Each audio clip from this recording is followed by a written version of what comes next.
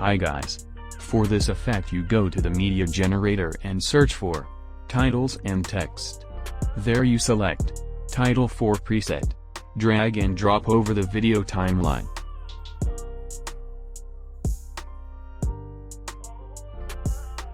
You can use as it is by changing with your own text, but if you wish to personalize it, go to Properties and first uncheck Loop. Then click on Media. From here you can increase or decrease the speed of the typing effect by seconds.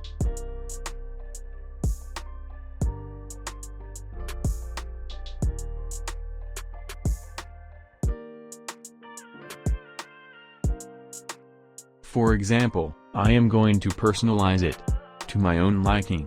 You can change the font style, size and color through generated media.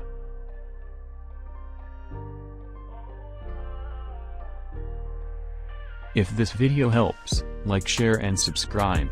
I will see you on my next video.